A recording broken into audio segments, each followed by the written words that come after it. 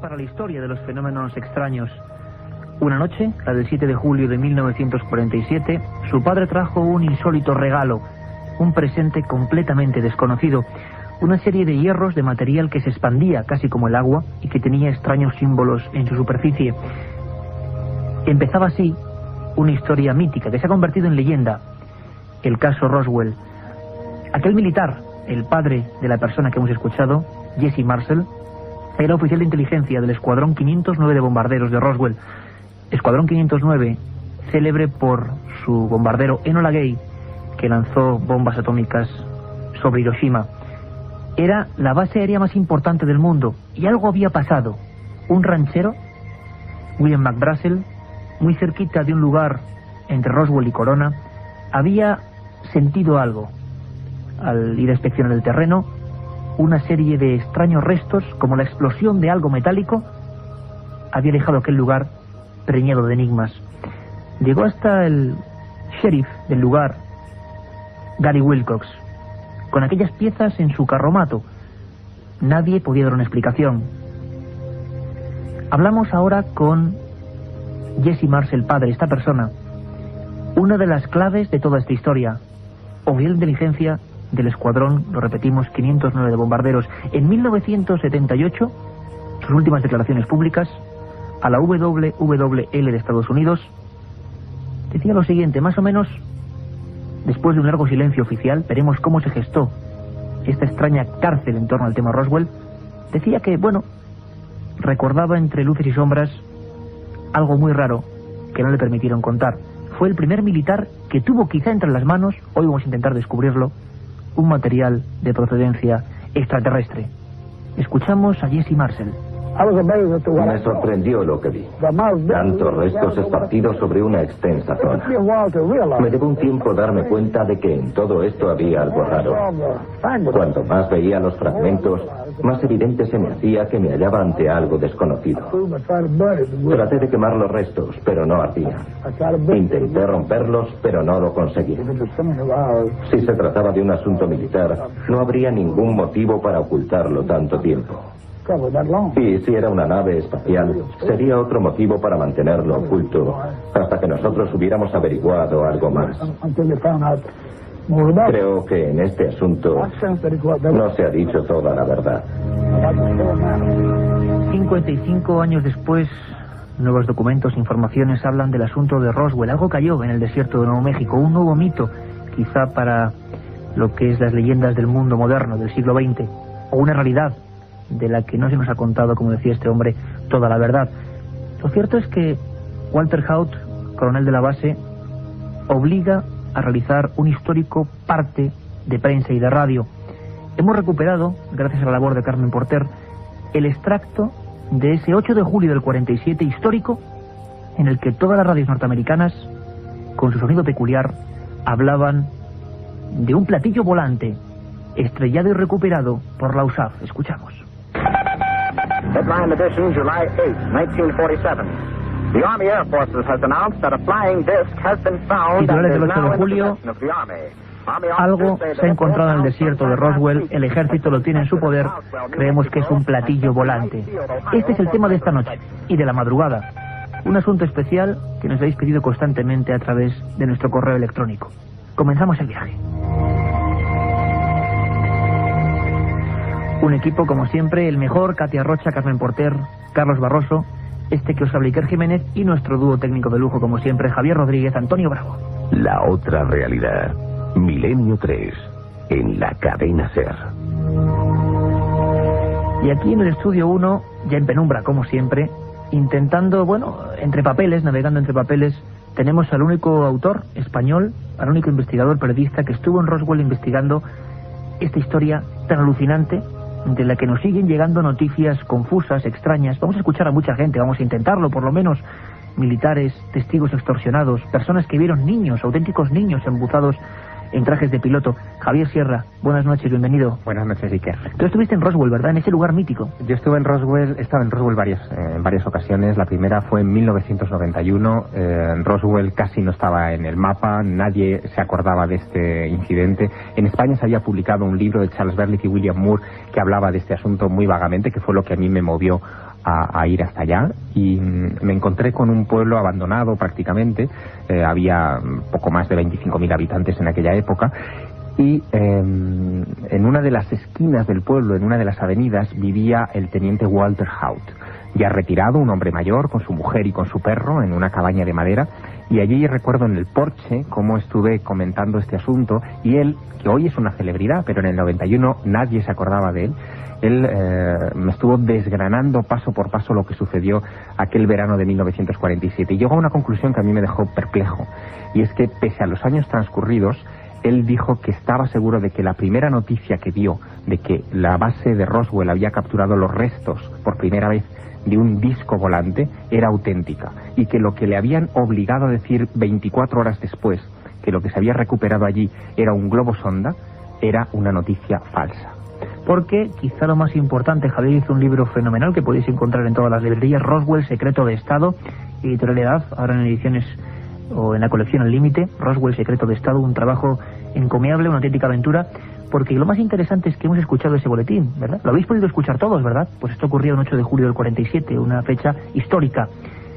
Todos los países del mundo, europeos, asiáticos, intentaron conectar con las emisoras de Roswell, saber qué ocurría. Sin embargo, todo cambió cuando esos restos, muchos hablan también de que entre ellos había niños, cuerpos pequeños, extraños astronautas. Cuando esos restos, como digo, llegan a la base de Fort Worth en Texas, la base más próxima y la principal de la 8ª región aérea, la zona militar más importante del mundo en aquella época después de la Segunda Guerra Mundial. A partir de ahí hay un giro, la información cambia. Al día siguiente, los propios militares que habían firmado que eso se había recuperado en Roswell desmienten a los suyos, desmienten a esas personas profesionales que vieron con sus ojos algo completamente insólito y hablan de un supuesto globo sonda. Pero claro, Jesse Marcel, sus hijos y otras muchas personas estuvieron, y vamos a escucharlos, en las obras de recogida de aquel aparato accidentado. Nunca habían visto nada parecido.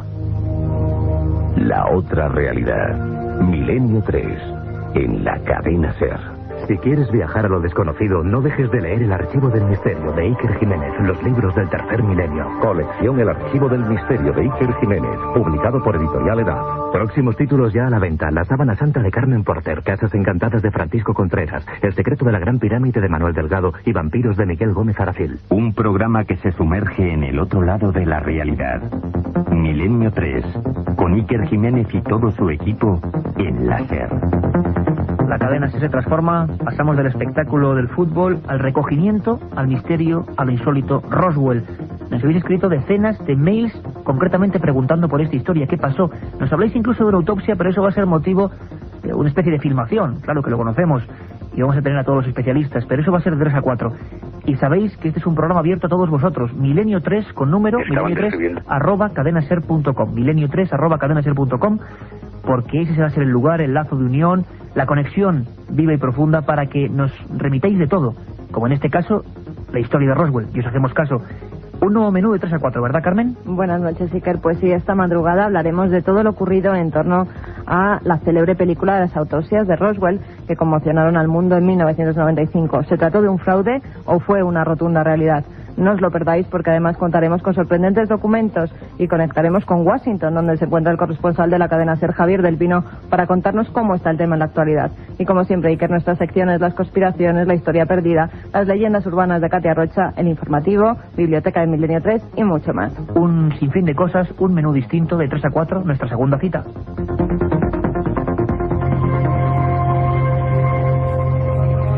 Roswell, año 47, algo cae del cielo. Los norteamericanos, el más alto estamento militar dice que sí, platillo volante, portadas de periódicos, y luego de repente, no. Un no rotundo que dura ya 55 años. Hubo gente, Javier, que vio más cosas. No solo hablamos de restos, y restos, como decíamos al principio, Jesse Marcel, una especie de mandos extraños, un material muy liviano, con algunas cosas parecidas a jeroglíficos. Había más cosas, había alguien entre esos restos. Sí, bueno, aquí habría que situar bien la escena de los hechos.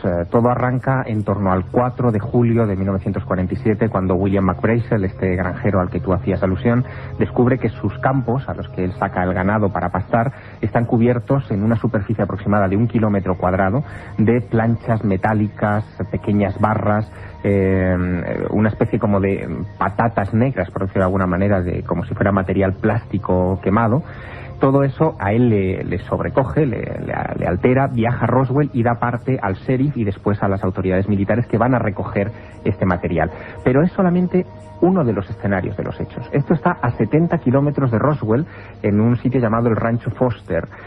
Pero, sin embargo, en otros lugares, alejados de Roswell, en un lugar conocido como los Llanos de San Agustín, parece que ahí no se encuentran fragmentos de algo que ha caído del cielo, sino que se encuentra un gran disco o aparato que está empotrado en el suelo. Se habla incluso de que un grupo de arqueólogos y varios testigos ocasionales que pasaban por una carretera cercana ven este lugar o este escenario del siniestro aéreo, ven los cadáveres de sus ocupantes, algunos de ellos han sido proyectados fuera del vehículo, y también ven cómo un destacamento militar llega a esa zona de los Llanos de San Agustín y ordena la evacuación del área, despejar toda la zona, y por lo tanto también persigue después, en las siguientes semanas, a los testigos civiles que habían llegado hasta allá y les obliga a firmar o a aceptar un pacto de silencio que, bueno, ha durado más de 40 años, ¿no? ¿Y podríamos hacer, Javier, un relato robot por incluso los testimonios que tú recopilaste allí en Roswell para hacer tu trabajo? ¿Vieron todos lo mismo? ¿Hay muchas diferencias? Parece ser que más o menos tenemos el croquis de lo que serían esas figuras que, claro, enseguida se asociaron a tripulantes de esa aeronave que se estrelló contra el suelo. Sí, yo quisiera que además los oyentes fijaran bien este retrato robot en su imaginación. Se trataba de criaturas de pequeño tamaño, de aproximadamente 1,20 m, de piel grisácea, complexión corporal muy frágil, muy débil, muy delgados, con gran cabeza y unas manos con los dedos, especialmente el índice, muy alargado. Incluso algunos hablan de que existía una especie de telita como la que pueden tener los anfibios entre algunos de esos dedos.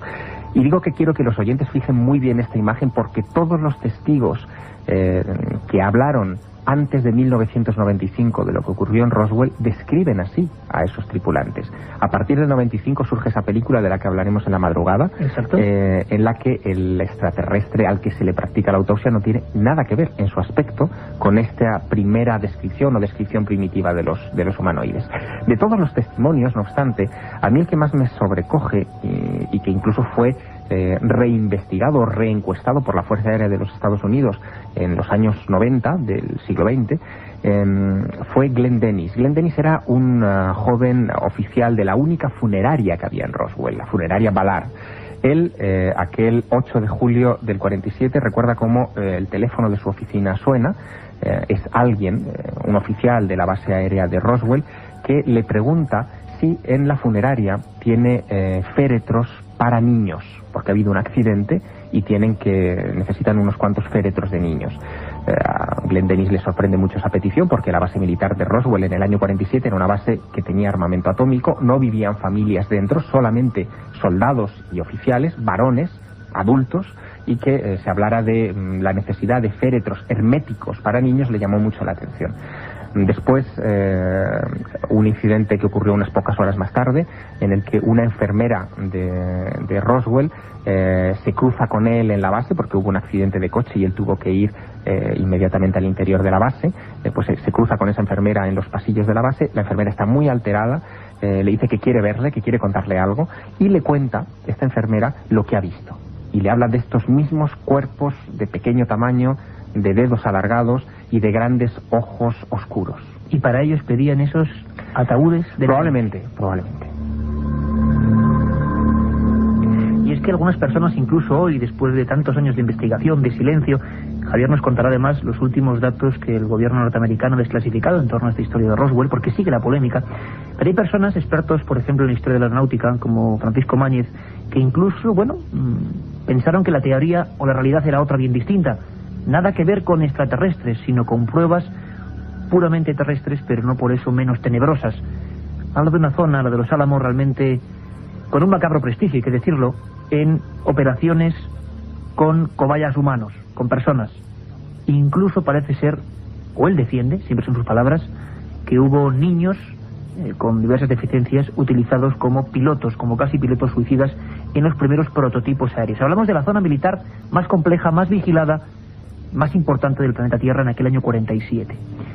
Francisco Mañez, que realizó un trabajo titulado Historias aeronáuticas que nos hicieron creer en ovnis, una historia bastante escéptica para con los que crean en la hipótesis de los extraterrestres, hablaba de, bueno, niños pilotando esa nave, y por eso tantos testigos describían algo, pues bueno, que realmente parecían infantes, con trajes muy complejos y eso sí con grandes cráneos. Escuchamos ahora a Francisco Mañez. Que estaban describiendo en realidad cadáveres de niños, y para decirlo me basé en las descripciones de los propios testigos. Casi todos ellos eran gente que nunca habían visto un cadáver, eso es lo primero, y lo vieron en un accidente, y empezaron todos a describirlo y a compararlo con niños. Todos dicen, tenían la estatura de niños, la piel como niños, la mano como niños. Los ufólogos tradujeron estas características a un extraterrestre bajito, de 1 metro, una cosa así. Empecé a rascar, a mirar concretamente lo que estaban diciendo estos testigos, y me di cuenta de que lo más probable es que estuvieran describiendo algo, si no eran niños, algo muy similar a niños, un experimento muy extraño tal vez. Precisamente allí a Los Álamos se estaban llevando niños con deficiencias físicas y psíquicas para ser sometidos a experimentación. Ahora ya es muy conocido por los investigadores y los historiadores que en esos años, y más concretamente empezó en el año 47, eran transportados a Los Álamos en avión niños para ser inyectados con materiales radiactivos y luego comprobar cómo se desarrollaba o qué tipo de enfermedades desarrollaba la radioactividad. Estamos hablando de unos años que todo esto era completamente nuevo. La radioactividad no era ni conocida prácticamente. Bueno, un tema tremendo de ser cierto, Javier. Pues sí, de hecho, déjame contarte una historia que tiene lugar en torno al año 1994 y 1995, que creo que puede aclarar bastante bien esta cuestión. En el año 94 el caso Roswell llega nada menos que al Congreso de los Estados Unidos. Un senador por Nuevo México, Steven Schiff, empieza a preguntar en todas las instituciones por qué pasó en aquel verano del 47 en el estado del que él es el representante oficial. Y al ver que no tenía respuesta, que todo era muy secreto, muy cerrado y que nadie le ofrecía ninguna documentación, lleva este asunto, fíjate que argucia, al Tribunal de Cuentas de los Estados Unidos, que es lo que allí llaman la General Accounting Office, la Oficina General de Cuentas, para que esta oficina investigue, haga una auditoría a todas las instancias del gobierno, incluyendo los servicios de inteligencia, sobre en qué se gastó el dinero de los contribuyentes en aquellas fechas del 47 en torno al caso Roswell. Pues pasó una cosa muy curiosa. Se entró en prácticamente todos los departamentos, defensa, aviación, etcétera. Y después de rastrear los archivos aparecieron dos cosas importantes. Primero, que no hubo ningún accidente de ningún tipo de avión o aeronave experimental o de ninguna clase de cohete ni nada por el estilo en las fechas del incidente de Roswell. Esto se pudo descartar por completo. Ningún aparato de los Estados Unidos o fabricado en los Estados Unidos había caído. Ningún aparato de ninguna compañía de aviación, digamos, contratada por las fuerzas aéreas, como por ejemplo la Northrop, que fabricaba prototipos extraños en aquella época, había caído. Nada de esto existía. Y segundo, muy importante, que las comunicaciones internas de la base de Roswell en las fechas del incidente del platillo volante habían sido quemadas por personal no autorizado unos años antes. Curiosísimo, algo bastante peculiar. Hay un detalle además extra. En el año 95, Bill Clinton, presidente de los Estados Unidos en aquella época, ordena la desclasificación de una tonelada de papeles y documentos secretos de la Guerra Fría y del periodo posterior a la Segunda Guerra Mundial. Y entre esos papeles aparecen muchos relativos a lo que se hacía en los años finales de los 40, principios de los 50, en Nuevo México. Mucha documentación.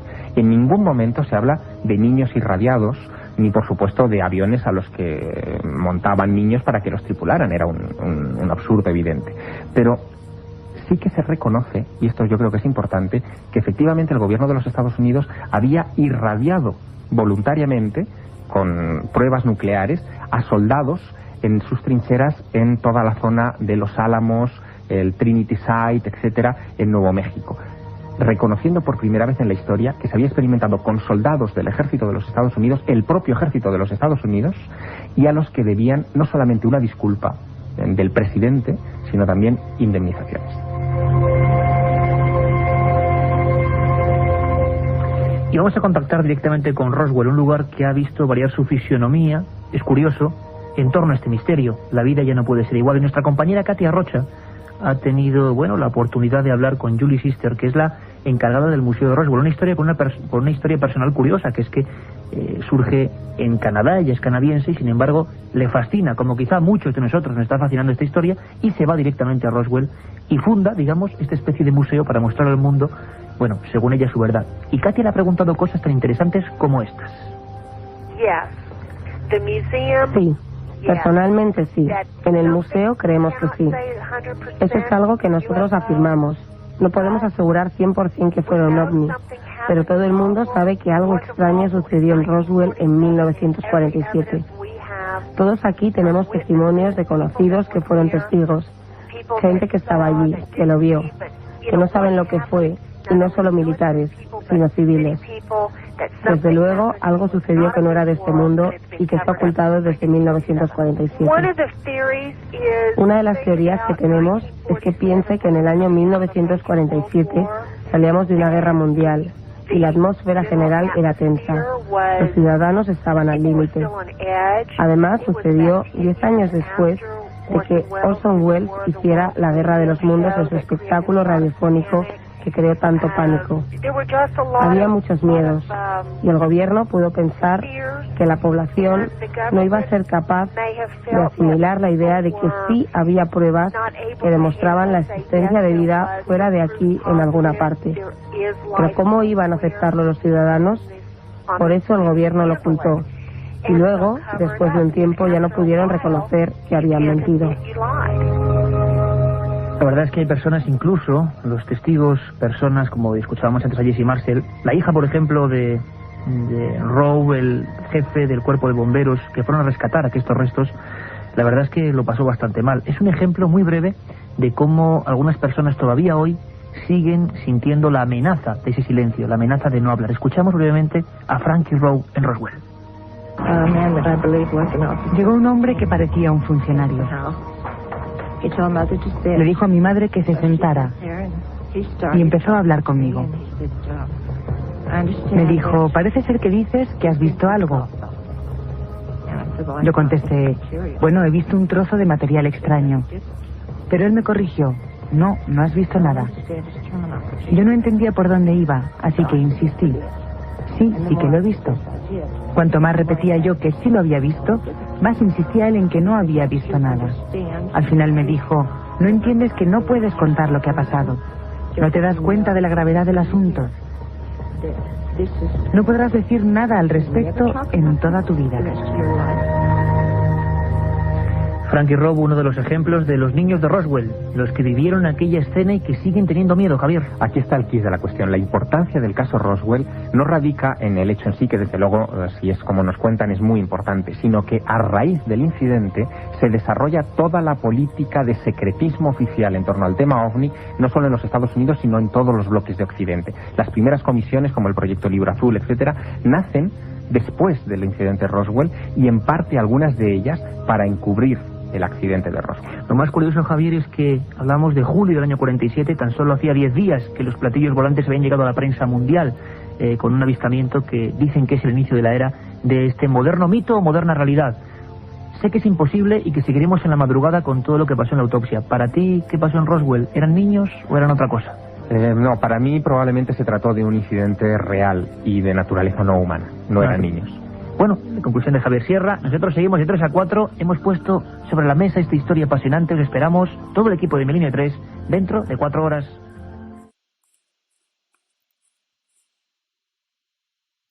Y comenzamos Milenio 3, nuestra segunda opción, segundo menú, segunda propuesta que la cadena SER os realiza a todos para que os unáis. Os unáis persiguiendo el misterio, lo desconocido, lo insólito, la investigación. Un amplio equipo de profesionales, Carmen Porter, Katia Rocha, Carlos Barroso, que os habla Iker Jiménez, y a los mandos de esta nave que surca ya el espacio sideral, don Carlos Nicolás. Y la verdad es que hoy, bueno, un montón de correos electrónicos, siempre lo digo, milenio3@cadenaser.com, milenio3 con número @cadenaser.com. Podéis empezar también a escribir ahora para que Carmen Porter seleccione al final de la madrugada algunos de vuestros mensajes. Muchísimos ya antes del programa, porque Roswell ha sido un tema, bueno, desde que el día 1 de junio empezamos este programa. Carmen Porter, buenas madrugadas. Buenas madrugadas. ¿Tú sabías que este es el programa número 60? Pues sí, algo me suponía. Número 60, fíjate, parece mentira, parece que fue ayer cuando el 1 de junio nos poníamos a trabajar. Claro, ya desde octubre son 2 programas a la semana, 2 emisiones, pero número 60, número redondo. Mira, de aquí tenemos que celebrar muchísimos más, incluso cumpleaños, que seguro que con la ayuda de nuestros oyentes que nos están siguiendo, celebraremos, si Dios quiere, muchísimos más cumpleaños. Ojalá.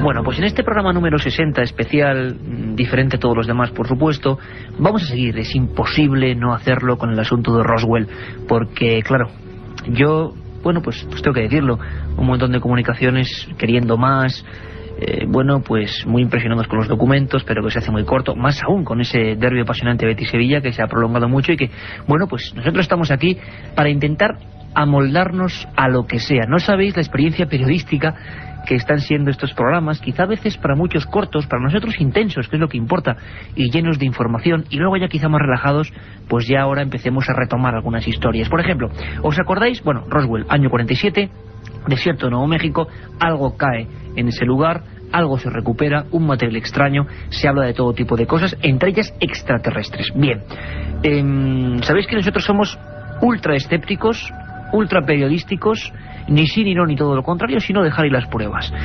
Y había un hombre, Francisco Máñez, Paco Máñez, experto en aeronáutica, ha hecho un magnífico trabajo sobre la historia de la aeronáutica y los posibles prototipos que podían identificarse con ovnis. Nos va a dar una pequeña sorpresa, la hemos guardado para la madrugada, una pequeña sorpresa importante, porque es un último informe del FBI. Lo damos ahora a las 3:08. Esto es Milenio 3, la cadena SER. Ha habido una última noticia. 3 años después de aquel 47, en el año 50, hubo al parecer informes del FBI sobre un caso parecido. Escuchamos a Francisco Máñez. Y de eso os puedo dar una pequeña primicia. Hemos localizado un documento del FBI, esto hace 4 o 5 días, fin de semana pasado. Un documento del FBI donde un agente en el año 50 informa a su superior sobre el accidente en Nuevo México. No habla de Roswell, pero habla del accidente de 3 aeronaves, 3 platillos volantes, concretamente en Nuevo México, y describe de nuevo a los tripulantes.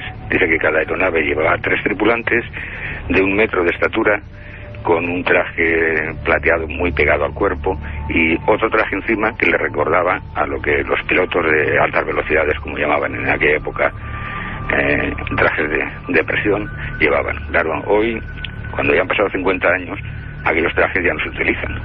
¿Cómo es posible que aquellos extraterrestres, supuestos extraterrestres, utilizaran la tecnología que estaban utilizando los humanos hace 50 años? ¿Cómo es posible, Carmen Porter?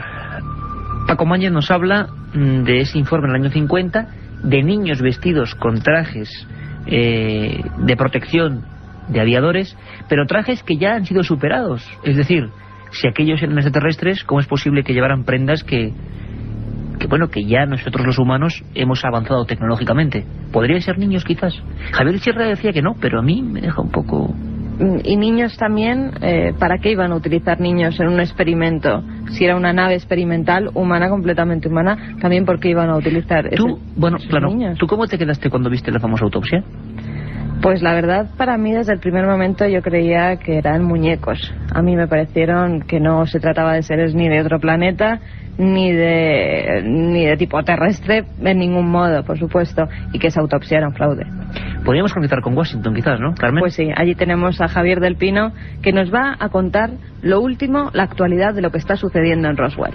Hay 2 teorías y parece que las va a haber siempre. Una, que el caso Roswell sea un montaje barato. Otra, que sea una tapadera.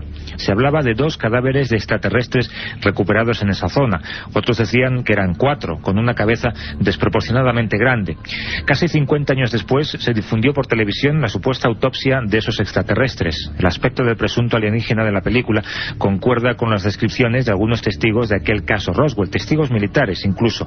Algunos dicen que los cuerpos tienen un aspecto tan plastificado clasificado como falso, pero suficientemente difuso como para permitir cualquier especulación y alimentar todavía las dos teorías, que fue un montaje, quizá una broma, o que el incidente es el incidente extraterrestre peor ocultado en la historia militar de Estados Unidos.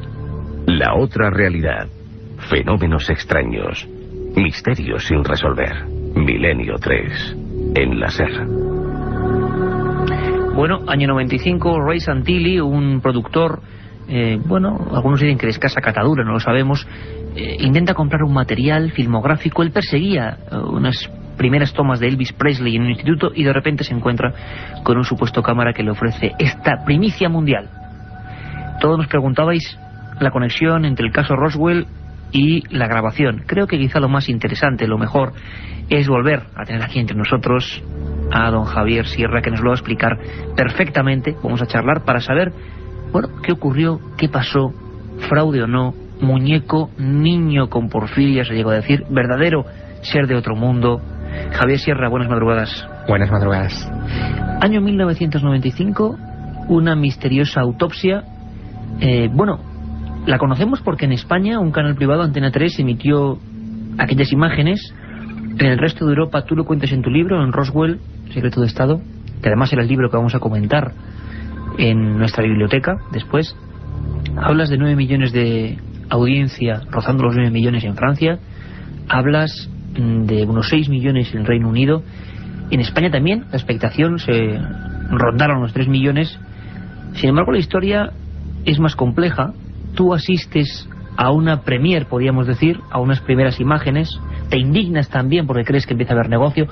Brevemente, pero ¿cómo fue? ¿Cómo tomas contacto tú con esta historia de la autopsia, supuesta autopsia de ese cadáver alienígena de Roswell? Bueno, la película de las autopsias se emitió fragmentadamente en septiembre de 1995 por Antena 3 Televisión. Pero yo había tenido ocasión de ver las primeras imágenes en junio en la República de San Marino, una república independiente al norte de Italia, donde los productores de televisión británicos que habían conseguido ese material, pues nos la mostraron a un grupo de periodistas. En realidad lo que nos enseñaron fueron una serie de fotogramas estáticos de la famosa filmación de las autopsias, y nos mostraron también, digamos bajo cuerda, otro fragmento muy extraño que no tenía nada que ver con esas imágenes, de lo que ellos llamaban la exploración in situ o la filmación de la tienda de campaña, en la que se veía a un par de médicos en un ambiente muy cerrado, muy borroso, probablemente en el interior efectivamente de una tienda de campaña, sacando material, no se sabe si textil o biológico, de una criatura que estaba tumbada en una camilla y que se iluminaba la escena con un candil. A mí me provocó aquello una sensación un tanto extraña. No quería que nadie entrara cámaras fotográficas ni de vídeo. ¿Te confiscan una cámara? Me confiscan una cámara a la entrada. Yo quería colarla de Strangis, pero los carabinieri me localizan esa cámara escondida. Enseguida hay un montón de trabas para que esas fotogramas se entreguen. Habían vendido la exclusiva a una revista francesa llamada VSD, que es una especie de interview galo, donde las fotografías se publicaron en portada y desataron una enorme polémica en el país vecino. En fin, todo olía mucho a montaje. A mí hubo algo que me preocupó desde el principio mucho y que yo reflejo en mi libro, y es que esto no aparece por casualidad. La historia es que un productor de televisión llamado Ray Santilli viaja a los Estados Unidos para entrevistarse con un cámara que había sido cámara militar, pero al que iba a comprarle un material que nada tenía que ver con ovnis, ni con Roswell, ni nada por el estilo. Un tal Jack Barnett que había filmado a Elvis Presley en una de sus primeras actuaciones en un instituto. Él fue a comprar ese material y de paso Jack Barnett le dice que tiene otro tipo de filmaciones, 16 rollos de película escondidos desde hace años en su casa, que él pudo copiar o robar, no queda la cosa muy clara, cuando él trabajaba como cámara de la Fuerza Aérea de los Estados Unidos, en la que se mostraban fragmentos de una autopsia a una criatura que se había estrellado en Roswell en junio de 1947. No en julio, que es un poquito antes. Un poquito antes, según él. Bueno, la cosa se complica extraordinariamente por lo siguiente, porque esta película nadie la había mencionado jamás. No hay ningún testimonio en estos casi 50 años que hubiera mencionado la existencia de una filmación de una autopsia, ni siquiera la realización de una autopsia. Así que aparece como de la nada, fuera de contexto, y para colmo, las criaturas que aparecen, son dos las filmaciones de autopsias. Las dos criaturas que aparecen en las dos filmaciones, una muy conocida y la otra que todavía no se ha emitido, no tienen nada que ver con lo que describieron los testigos en 1947 en Nuevo México. O sea, son completamente distintos a lo que, digamos, aseguraban los testigos. Sí, porque la película de las autopsias muestra una criatura de vientre voluminoso, de aspecto muy humano, con polidactilía, con 6 dedos en manos y en pies, cuando los testigos de 1947 hablaban de una criatura escuálida, de piel gris, gran cabeza, muy pequeña, más pequeña que la que aparece en la película o en las películas de Santilli, y con 4 dedos.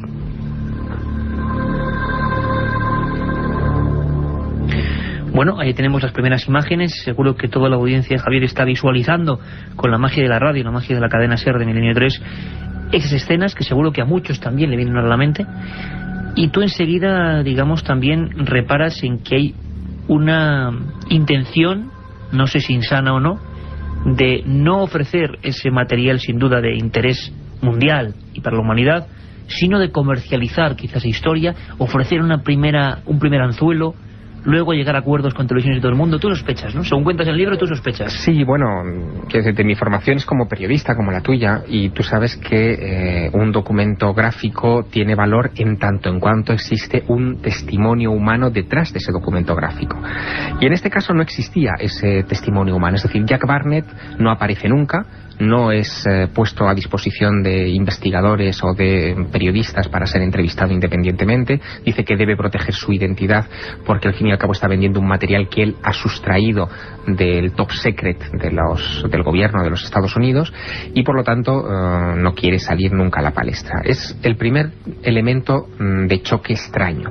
Tampoco se dan las credenciales ni elementos históricos que puedan ser verificables independientemente de lo que cuenta el productor británico que comercializa las imágenes. Y por si fuera poco, lo que más me escama es el momento en el que aparecen estas películas. Estamos hablando de 1995. En 1997 se cumplirían los 50 años del caso Roswell y en Estados Unidos existe una norma, un dispositivo legal que dice que cuando han pasado medio siglo de un acontecimiento clasificado como alto secreto, ese material puede ser reclamado a través de las diversas leyes y organismos que lo permiten, como la Ley de Libertad de Información, y acceder a esa información secreta. Es decir, faltaban solo 2 años para que caducara, por decirlo de una manera más gráfica, el secreto oficial sobre el caso Roswell. Y ocurre esta aparición de las películas de las autopsias cuando estamos en medio de una controversia legal sin precedentes en la historia de la investigación ovni mundial. En esas fechas, desde hacía un año aproximadamente, un senador norteamericano de Nuevo México estaba presionando, apretándole las clavijas al gobierno de los Estados Unidos para desclasificar toda la información secreta sobre los ovnis. Antes de que se desclasifique la información oficial por vía de la Oficina General de Contaduría, un dispositivo legal extraño que se monta ahí para presionar al gobierno y que revele su dossier secreto sobre el caso Roswell, que existió y existe probablemente todavía hoy, el propio gobierno de los Estados Unidos hace una argucia única. Emite, fíjate el tiempo que había pasado, un segundo comunicado oficial sobre el caso Roswell en 1984, en el verano del 84, un año antes de que apareciera la película de las autopsias, y que no había emitido ninguna otra cosa desde el verano del 47, diciendo que lo que cayó en Roswell no era un globo sonda. ¿Era del 94? Del 94. Reconociendo que lo que había caído en Roswell no era un globo sonda, sino un globo, seguían un poco en la hipótesis, espía, que pertenecía a un proyecto llamado Mogul, ultrasecreto, realizado por la Universidad de Nueva York en el desierto de Nuevo México, que consistía en una cosa muy curiosa. Consistía en elevar micrófonos a las capas altas de la atmósfera para escuchar las eventuales explosiones atómicas de pruebas nucleares que podrían estar haciendo los soviéticos en Siberia. El proyecto fue un fracaso, se lanzaron más o menos una veintena de globos, y lo que decía ese informe de 1984 es que el globo número 9 de aquel proyecto había sido confundido con un platillo volante por la Fuerza Aérea de los Estados Unidos. Nadie cree la hipótesis, entre otras cosas porque el proyecto Mogul utilizaba globos que vale, eran secretos, pero apenas se diferenciaban de los globosonda convencionales. Era imposible que un oficial de inteligencia, que toda una base militar como Roswell confundiera un globosonda de los que ellos mismos lanzaban todos los días con un platillo volante extraterrestre. Era un absurdo total. Y cuando esa explicación ya no ha convencido a nadie, de repente aparece la película de las autopsias. La gente se olvida de las presiones legales sinceras, es decir, bien hechas, para recuperar esa versión oficial de los hechos del caso Roswell, y todo el mundo se concentra en la pequeña pantalla en esa autopsia. Como no hay manera de verificarla, se produce un desgaste informativo. Todo el mundo habla de las autopsias, aparece en informativos de todo el mundo, se comenta en programas de radio, salen libros, pero nadie da la última palabra sobre las autopsias, y al no haber un testimonio detrás de las autopsias, la gente termina pensando que eso es un fraude y que, por tanto, el caso Roswell también es un fraude. Y tú coges esas imágenes, ese material, logras llevarlo hasta algunos, por ejemplo, expertos forenses como el doctor José Manuel Reverte Coma, también buen amigo de este programa, incluso en el Hospital del Aire. Las primeras opiniones, informes sobre personal especializado médico te dicen que esa autopsia poco menos que es un desastre, sí, a nivel técnico, ¿no? Así es. A nivel formal. Sí, sí, José Manuel Reverte Coma, nada más ver las imágenes en el monitor de su televisión, en su domicilio en Madrid, dice que, bueno, que ahí no hay método de ningún tipo, que más que una autopsia parece el vaciado de un cuerpo, que si se trata realmente de un extraterrestre, los médicos que lo están practicando lo están haciendo con tal descuido que, bueno, es increíble. Una cosa que debía ser única en la historia, y con un cuidado y con un... Y parece que están vaciando simplemente pues un cadáver más, ni siquiera un cadáver más, ¿no? Exactamente. Entonces, él piensa que eso se trata simplemente de un montaje. El problema es que lo que nos ha llegado a nosotros son más o menos unos 18 o 19 minutos de autopsia, pero que no son una filmación continuada, son fragmentos unidos entre sí, pero son rollos de película desordenados. Y un detalle que creo que es muy importante: nunca hasta la fecha se ha analizado, para datarlo, un fotograma de 16 milímetros con una imagen de la autopsia en él. Es decir, siempre se han dado colas de película donde no había ningún tipo de imagen para analizar, pero nunca un solo fotograma con el marciano, por decirlo de alguna manera. Se cuenta en su día, Javier, que es una de las partes de la gran polémica y de los informes que las agencias de prensa difunden por todo el mundo, y es que la prestigiosísima casa Kodak había, en un primer momento se dice, oficialmente admitido que, bueno, que era un rollo del 27-47, que sería la fecha que clave para todos nosotros, o del 67. Pero claro, lo que se entrega no es una filmación con las imágenes del extraterrestre, podría ser cualquier otra filmación, ¿no? Claro, se entrega lo que se llama una cola de película, es decir, aquello que se utiliza para engancharlo en la bobina y proyectarlo, no en sí la propia película con imágenes de la autopsia. También hay otro detalle que ha surgido en estos últimos años, porque sobre esto ocurrió en el 95, pero del 95 al 2003 pues han ocurrido muchas cosas, ¿no? Y uno de los detalles que también ha puesto el dedo en la llaga en todo este asunto es que ya se sabe que esa película que yo vi en San Marino de la autopsia en la tienda de campaña, esa oscura que nos enseñaron y que no tenía nada que ver ni en su escenografía ni en los personajes que aparecen en ella y tal, con la famosa película de las autopsias, es un fraude. Se sabe que es un fraude, se conocen los actores que perpetraron ese fraude, se sabe que Ray Santilli la comercializó ex profeso para sacar dinero, pero que no pertenecía al lote supuestamente obtenido de Jack Barnett. Con lo cual... Pero esto quizá sea decir demasiado, ¿no? Bueno, en el sentido de que, por lo tanto, puede que invalide el resto de las películas también. Hombre, hasta la fecha, desde luego, yo creo que lo pone bastante en cuarentena. Mi óptica es que todo este asunto de la película de las autopsias fue un programa de desinformación, de intoxicación para desacreditar el caso Roswell 2 años antes de que se produjera esa desclasificación legal o natural de la información sobre el incidente, y cuando llegó el año 97 nadie se preocupó de reclamar esto. En el año 97, no obstante, ocurrió algo. El 24 de junio de 1997, coincidiendo no con el 50 aniversario del caso Roswell, sino con el 50 aniversario del inicio de la moderna era de los platillos volantes, cuando se ven aquellos 9 objetos luminosos sobre el monte Rainier entre la frontera de Estados Unidos y Canadá, y que despertaron la fiebre en la prensa mundial, pues coincidiendo con ese 50 aniversario, en el Pentágono se convoca una rueda de prensa para explicar el caso Roswell, definitivamente. ¿En el Pentágono? En el Pentágono. Y un oficial del Pentágono Esto lo retransmitió a CNN, a todo el mundo. Imagínate la emoción del momento, ¿no? Un oficial del Pentágono muestra unas imágenes top secret que tratan, según él, de desmontar el caso Roswell y contar lo que allí pasó. Ya no van a la hipótesis mogul del globo este secreto, van a rizar el rizo. Quieren explicar por qué hubo tantos testigos, como comentábamos en el programa de la noche, por qué hubo tantos testigos que hablaban de humanoides, de pequeñas criaturas cerca de un disco siniestrado. Y la explicación que dan es curiosísima. Dicen que esos testigos confundieron unos muñecos de pruebas, lo que en el argot se llaman dummies, son, para que los oyentes se hagan una idea, estos muñecos que aparecen, por ejemplo, dentro de los anuncios de coches cuando un coche se estrella contra una pared, esos muñecos que están dentro del vehículo para testar. Una especie de autómatas o maniquís. Exacto, pues esos dummies se utilizan desde hace años también en ensayos aeronáuticos. Y lo que decía la Fuerza Aérea en el Pentágono en aquella rueda de prensa es que la caída de algunos de esos dummies habían hecho que los testigos se los hubieran encontrado en el desierto y los hubieran confundido con alienígenas. Hay dos cosas que no coinciden. Primero, la descripción de los dummies y de los extraterrestres o supuestos extraterrestres. Los dummies son de aspecto perfectamente humano, de estatura humana, complexión humana, 5 dedos, en fin, todo absolutamente humano. Pero la segunda cosa que no coincide es verdad que la Fuerza Aérea probó con muñecos dummies en el desierto de Nuevo México, lanzándolos desde grandes alturas para saber si un paracaidista podría lanzarse desde un avión, por ejemplo, a 10.000 metros de altitud y llegar a tierra sano y salvo. Es el propósito de esos test. Pero esos test se condujeron entre 1953 y 1959. Y el caso Roswell, por si hace falta subrayarlo una vez más, es de 1947. Tremendo, espectacular. Bueno, las últimas noticias en torno al asunto de Roswell, explicaciones que la Fuerza Aérea y el gobierno estadounidense ha intentado siempre dar a una historia que sigue ahí envuelta casi como un mito moderno. Yo sé que es difícil dar una conclusión, y más en estos temas, y más entre periodistas, pero Javier, tú has estado allí, eres el único investigador español que ha estado indagando en esta historia, luego comentaremos además el libro en la biblioteca, como hemos dicho antes, un gran trabajo.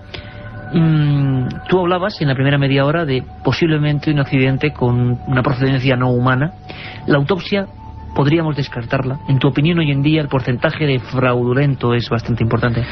Bueno, no hay pruebas para decir que la autopsia es un fraude o para decir que es auténtica, pero dadas las circunstancias en las que aparece, la falta de transparencia informativa que ha habido sobre este asunto, la utilización absolutamente comercial o mercantilista, la negativa incluso, porque tú lo comentas, a esos productores, Santilli y compañía, a ofrecer el rollo entero, los rollos enteros, para que la Kodak haga un análisis en consecuencia. Exacto. Eso, por ejemplo, es muy sospechoso, ¿no? Sí, todo ese tipo de indicios a mí me permiten colocar el asunto en la balanza y decir que en un 85-90% yo creo que la autopsia, primero, no es vinculante al caso Roswell, y segundo, probablemente es un fraude, y en un 5% dejamos esa duda abierta en tanto en cuanto aparezcan las pruebas contrarias que puedan demostrar su autenticidad, aunque yo sospecho que esto no va a suceder. En titulares han quedado para siempre, al menos en este país, relacionados con Roswell: alto secreto, secreto de Estado.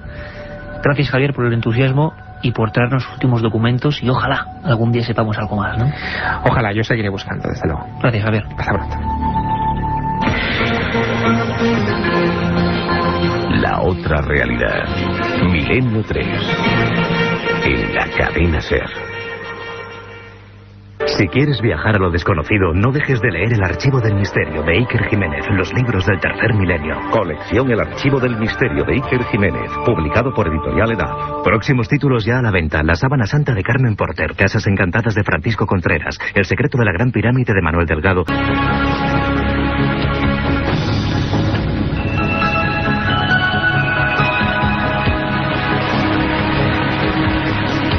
Cuenta la leyenda que antes de que los romanos llegaran a Talavera, la población se consideraba descendiente de los supervivientes de la Atlántida, quienes al sufrir un tremendo desastre se trasladaron desde la antigua ciudad de Atlantis, hundida en los mares, por la costa de Portugal hasta el estuario del río Tajo.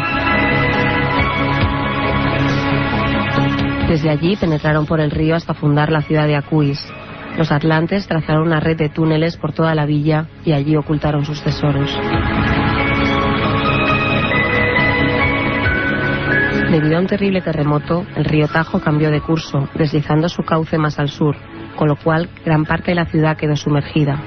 Sin embargo, lo que más sufrimiento causó entre los atlantes fue la inundación de casi todos los túneles y la consiguiente pérdida de todas sus riquezas.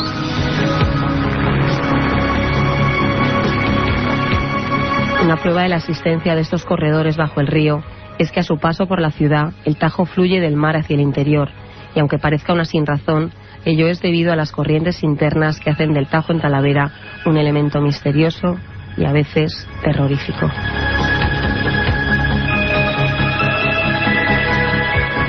En el año 1940, una vez terminada la Guerra Civil, un grupo de artificieros del ejército se personó en una casa de la Ronda del Cañillo para verificar un túnel en el que durante la Guerra Civil los habitantes del barrio se habían refugiado de los bombardeos republicanos. Cuando los militares salieron, muchos de ellos horrorizados de lo que habían visto, comunicaron al Ministerio de la Guerra su secreto y procedieron a sellar el bloque de piedra que daba acceso a los túneles.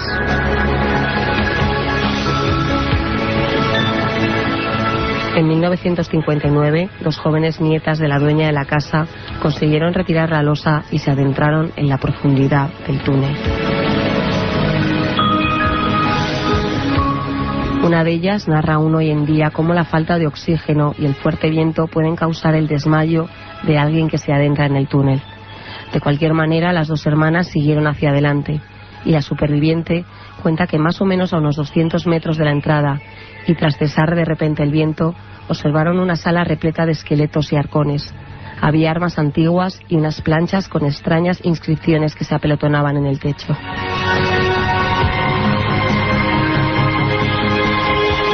Luego oyeron unos ruidos y pudieron ver a unos hombrecillos muy pálidos y con los ojos enrojecidos que las miraban desconfiadamente. Carecían de pelo y no medían más de 1,5 metros. Uno de ellos dijo algo en una extraña lengua y luego una fuerte corriente de agua desató sobre la sala mientras los hombrecillos desaparecían entre los huecos de la pared. Ambas hermanas corrieron en dirección contraria a la que habían llegado, pero una de ellas tropezó y fue engullida por las aguas. La otra logró subir por el túnel hasta que un hortenalo la encontró en el fondo de un pozo en el Cerro Negro. La joven sobrevivió y contó toda esta historia, pero nadie la creyó. De su hermana se supo un mes después, cuando su cadáver, descompuesto, apareció flotando en la isla del Chamelo. La autopsia confirmó que no había muerto ahogada. Sus pulmones estaban intactos. Tenía por todo el cuerpo unas marcas como de pequeños dientecillos afilados de diferentes tamaños por donde le habían extraído toda la sangre de su cuerpo.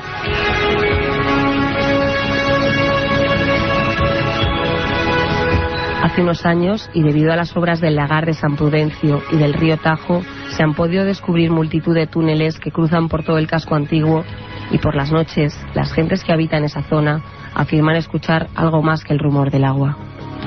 Muchos aseguran escuchar auténticas conversaciones de voces agudas que hablan en un dialecto desconocido y chillan como desesperados.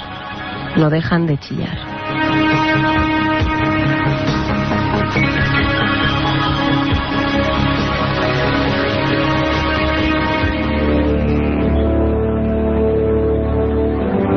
Don Carlos Nicolás, que nos sonreía desde su control, casi como la nave Enterprise, lleno de mandos, de regletas, de pantallas de ordenador, y nos sonreía porque todos aquí nos quedábamos impactados a estas horas. Hay que ver también cómo puede percibirse esto desde una cama, desde un camión solitario, desde un coche atravesando alguna carretera comarcal, desde un lugar donde, por ejemplo, se está trabajando en solitario. Katia Rocha, menudo fenómeno lo que hemos descubierto con estas historias que recrea leyendas urbanas, mitos modernos, reales o no, eso ya depende de cada uno. Mitos que se cuentan, que se contaron, que se dijeron, leyendas urbanas, qué maravilla, qué riqueza. Y ahora seguimos con esa cultura que representa nuestro pasado, el pasado lleno de sorpresas de este país y de otros, con los libros. Abrimos ya la biblioteca de Milenio 3. La biblioteca de Milenio 3. Y lo hacemos y rápidamente con un libro que hoy ha colapsado, digamos, la actualidad informativa de Milenio 3. No podía ser otro. Colección al límite, editorial Edad, Roswell, Secreto de Estado. Roswell, Secreto de Estado. Autor, Javier Sierra.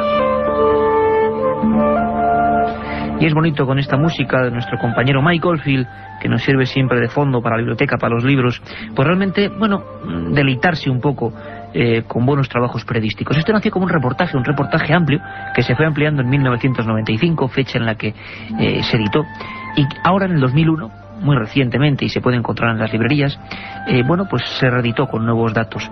Una investigación maravillosa, una investigación que, bueno, no concluye al final, como casi todas nuestras investigaciones, pero que arroja todos los datos, todas las imágenes, no solo de la autopsia, de la que hemos hablado esta madrugada, sino de todo lo que pasó en torno, sin duda, a uno de los más enigmáticos casos de la historia de los ovnis, con la repercusión de aquellas primeras fotos que Javier publicó en la revista Año Cero en su época, con portadas de Cambio 16 enteras, con el VSD, la gran revista Magazine de Francia, y sobre todo con la reencuesta de testigos, como hoy hemos podido escuchar, de 10:30 a 11.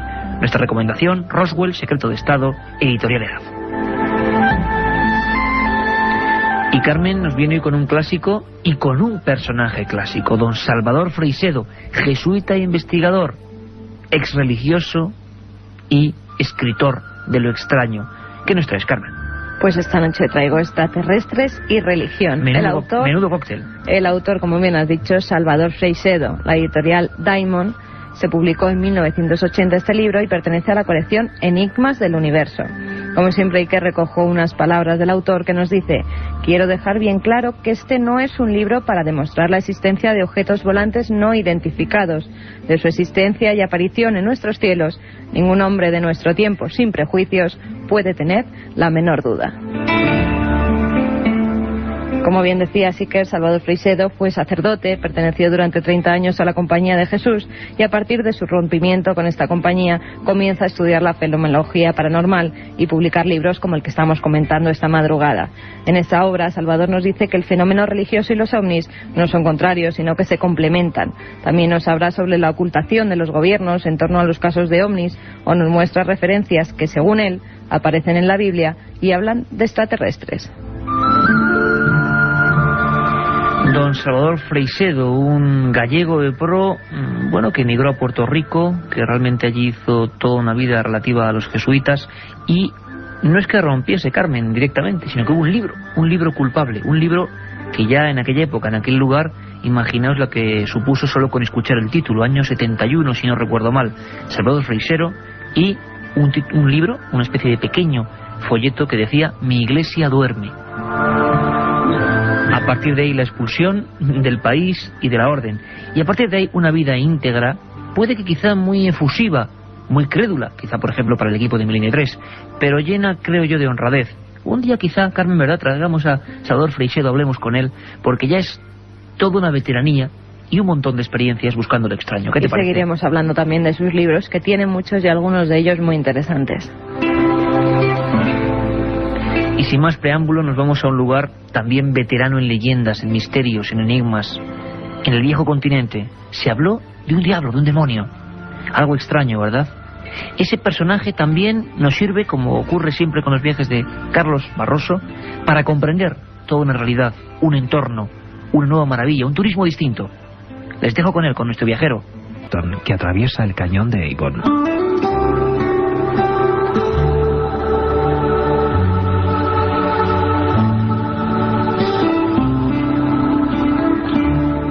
Viajando hacia el suroeste, en el condado de Devon, el Parque Nacional de Dartmoor merece una visita prolongada. Es la zona sin cultivar más grande de Inglaterra. Son casi 1000 kilómetros cuadrados de brezal ondulado, con ríos, valles y altos picos de granito llamados tors, y caballos y ovejas salvajes. Los colores predominantes son el dorado de la aulaga y el violeta del brezo. En Dartmoor son igualmente importantes los monumentos prehistóricos del Neolítico. El paisaje ha servido de inspiración a escritores como Sir Arthur Conan Doyle, creador de Sherlock Holmes. Agatha Christie también veraneaba en una casa a orillas del río Dar, donde escribió muchas de sus novelas. Se pueden visitar casas históricas como Buckland Abbey, residencia de Sir Francis Drake, protegido de la reina Isabel I de Inglaterra y enemigo de Felipe II de España.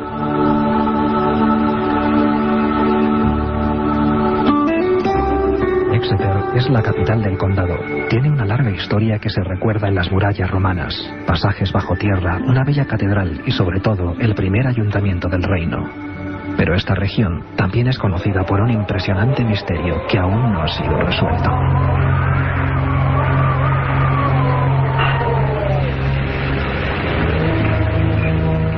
La mañana del 8 de febrero de 1855, los habitantes de 5 localidades del sur de Devon se despertaron comprobando que durante la noche había caído una intensa nevada. Sobre la nieve descubrieron unas misteriosas pisadas en forma de pequeñas pezuñas. Las huellas se extendían a lo largo de cientos de kilómetros. Lo extraño era que dibujaban una gran línea recta, como si la criatura que las hubiese dejado tuviera una sola pata.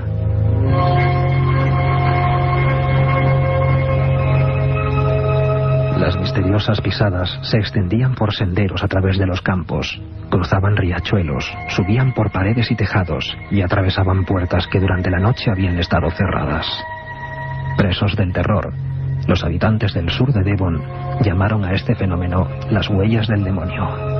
Desde entonces, son pocos los que se atreven a salir de sus casas cuando cae la noche.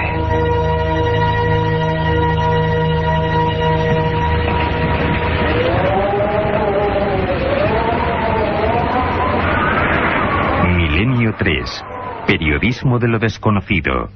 En la SER.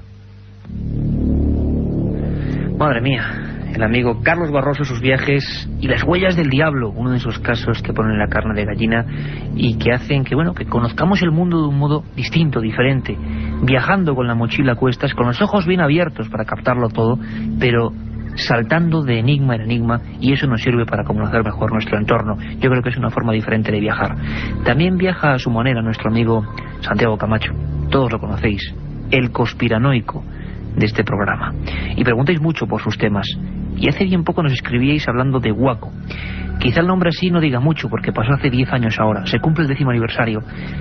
¿Recordáis aquella secta, los davidianos? David Koresh, un tipo que poco menos se creía Jesús de Nazaret y que se reunió o refugió en su rancho, el rancho de los davidianos, y ahí hubo una auténtica matanza.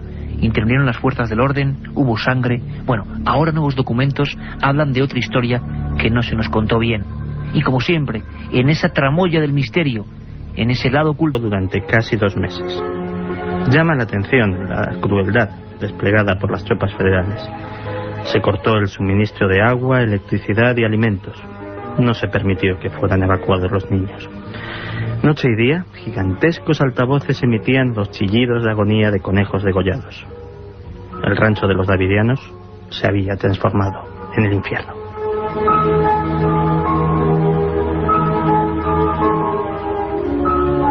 El asalto llegó por sorpresa. Tanques, helicópteros y francotiradores suficientes como para invadir un país de pequeño tamaño se lanzaron a sangre y fuego sobre los hambrientos y agotados davidianos. Se emplearon gases lacrimógenos inflamables que desencadenaron un devastador incendio, del que nadie pudo escapar con vida. Los vídeos tomados desde los helicópteros muestran cómo los que intentaban escapar de las llamas eran rematados por los francotiradores.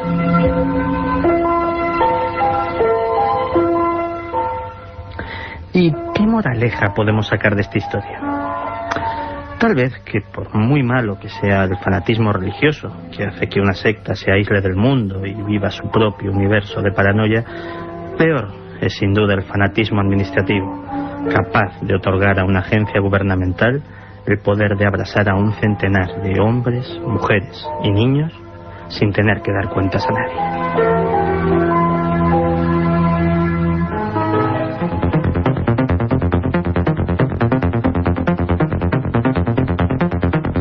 Don Santiago Camacho Hidalgo, un maestro de la otra información, ya sabéis su libro 20 grandes conspiraciones de la historia. Bueno, un hombre que sienta cátedra. Como decía antes, es un término que nuestro corresponsal en Andalucía puso de moda, o al menos a mí me gusta mucho, la tramoya del misterio, ¿verdad, Carmen? El otro lado de las cosas, lo que no se ve habitualmente, la cara oscura. Ahí está Santiago Camacho, el mejor cronista de esos mundos que puede uno imaginar. Y ya esta sintonía, sin duda alguna, significa noticias. Noticias y muchas, y ovnis a troche y moche, Carmen. Hemos dedicado el programa de la media hora a ovnis. Ahora también en la madrugada volvemos con Roswell. Y auténtica oleada. Exactamente. Y ahora en las noticias es que ha habido muchos ovnis en el mes de febrero. Durante este mes Ha habido numerosos testimonios sobre objetos volantes no identificados que incluso en algunos casos han sido grabados. Muchos de estos avistamientos se han producido en Chile, como lo ocurrido el pasado día 28 de febrero. Ricardo Barrazac se dirigía hacia su trabajo a las 6 de la mañana cuando observó en el cielo un objeto luminoso, pulsante, que se movía rápidamente. Unos días antes, en la ciudad de San Bernardo, Claudio Pantoja pudo grabar una esfera blanca que sobrevolaba los cerros de la ciudad. Algo realmente inquietante y que quizás, se me está ocurriendo ahora, podemos contactar con nuestro corresponsal en Chile, Cristian Rifo, para que la semana próxima pues veamos esos testimonios de primera mano, porque es que es diferentes países también, ¿no, Carmen? No solo Chile. Pues sí, que también en Brasil el investigador Joseph Trainor informó que 2 ovnis plateados y esféricos que emitían luces multicolores y se movían en zigzag fueron observados en el estado de Bahía durante un apagón que se produjo a las 2:30 de la madrugada. Y de allí nos vamos hasta Japón, ni más ni menos, donde un observatorio se vio inundado de llamadas de personas que aseguraban estar viendo una enorme bola que cambiaba de color y se desplazaba rápidamente por el cielo, mientras se dividía en 3 partes para posteriormente desaparecer. Madre mía, Chile, Brasil, Japón y aquí España. También se han producido casos ovnis en nuestro país. Ocurrió el 23 de febrero en el barrio de San Luis, en Las Palmas de Gran Canaria. Allí una familia fue testigo de algo insólito. Nos lo cuenta nuestro compañero de la cadena SER de Canarias, Agustín Padrón. El primer avistamiento se produjo en pleno centro de Las Palmas de Gran Canaria el miércoles 19 de febrero, en el histórico barrio de Triana. Manuel Sarmiento vio un resplandor sobre el mar a unos 2 kilómetros de la costa en un lugar donde habitualmente solo hay oscuridad a las 5 de la madrugada, casi 2 horas antes de amanecer. Justo una semana después, hace unos días, el pasado miércoles, el fenómeno se repetía. Manuel hizo guardia con su cámara de vídeo doméstica y grabó las 2 veces la sorprendente imagen. Vi una luz resplandeciente blanca, ¿sabes? Redonda. Y la verdad que me extrañó porque ni se movía, ni emitía ruido, ni nada de eso, porque, claro, un avión a las 5 de la mañana hace ruido y cogí la cámara, ¿no?, para acercarme a ver qué era eso. Y cuando vi que era una cosa redonda, pues cogí la cámara y empecé a grabar. Estaba entre el agua y el horizonte. El miércoles lo vi otra vez a la misma hora. Me estuve levantando toda esta semana, sería sobre las 5:20, 5:30 más o menos cuando me levanté y lo vi. Lo podía grabar mejor, ¿sabes? Lo grabé mucho mejor, ¿sabes? No tanto movimiento de la mano ni nada, ¿sabes? No me temblaba tanto el pulso. Agustín Padrón, compañero, cadena SER Canarias, los corresponsales oficiales de este programa en España y en el mundo, y vuelvo a decirlo, todos vosotros podéis ser informantes, colaboradores de Milenio 3, enviándonos vuestras noticias, comentándonos. Hay esa vía única ahora de comunicación, Milenio 3 con número @cadenaser.com, Milenio 3 con número @cadenaser.com. Esperamos todos vuestros comentarios, vuestras investigaciones, que seamos un gran equipo, una red de informadores para toda España y para todo el mundo. A veces en el mundo pasan cosas tan incomprensibles como la Biblioteca de Alejandría, que nos llevan 3 años diciendo que se va a inaugurar, y de repente, casi, recordando su más infame pasado, va y se incendia, Carmen. Exactamente, y que ayer día 2 de marzo se produjo un incendio en la Biblioteca de Alejandría, que fue inaugurada en octubre del año pasado, sucediendo así a la antigua biblioteca desaparecida hace casi 16 siglos. Al parecer, un cortocircuito fue el que provocó que la 4ª planta del edificio, donde se encuentra el área administrativa, comenzara a arder. Según el director de la biblioteca, la sección en la que se encuentran los libros y documentos históricos no fue alcanzada por las llamas. También el Museo de Antigüedades, el Museo Científico y la Sala de Exposiciones se mantuvieron a salvo. Lo que es difícil de creer, pero los teletipos así lo afirman, escuchad bien todos, es que Isaac Newton, que desde luego no era ningún Nostradamus, ni ningún profeta, dicen que predijo un fin del mundo hacia el año 2060. Según ha asegurado la televisión BBC, obra en su poder un documento escrito por Newton, en el que predice, según cálculos basados en la Biblia, el fin del mundo para el año 2060. Al parecer, el documento fue hallado en una colección sobre Newton, que se halla en la Biblioteca Nacional Judía de Jerusalén. Por su parte, Rafael Weiser, director del Departamento de Manuscritos y Archivos de la Biblioteca, ha asegurado que él no ha visto nunca este documento, aunque apunta que tampoco llegaron a examinar totalmente los manuscritos. Newton es famoso por haber formulado la ley de la gravedad, pero también era un teólogo que escribió muchas notas sobre temas bíblicos. La BBC asegura que estudió la Biblia durante más de 50 años tratando de descubrir lo que él creía que eran las leyes secretas divinas del universo. Él y muchos otros intentaron ver esa mecánica oculta del cosmos que se decía. Veremos qué clase de investigaciones hay. Y nos vamos con un documento extraño. Alguien que intenta suicidarse porque su novia, siempre noticias tan insólitas como estas, se niega a algo que nos parece comprensible, a no vivir en un cementerio. Un joven trabajador egipcio resultó con quemaduras de consideración al tratar de suicidarse a lo bonzo después de que su novia rechazara casarse con él al saber que iban a vivir en un cementerio. Pero esto no es extraño en Egipto, Iker, donde cientos de miles de personas se ven obligadas a vivir en esos cementerios al no disponer de recursos para adquirir una vivienda. El joven vivía en una habitación del Camposanto que compartía junto a sus padres. Realmente, bueno, digamos, estigma de un pueblo que fue absolutamente generoso y genial con la humanidad, lo decíamos en la Biblioteca de Alejandría, y que ahora también se reduce casi a escombros en algunas barriadas. Conocemos bien, por ejemplo, la Ciudad de los Muertos del Cairo, y bueno, auténticos lugares donde el cementerio es la vida.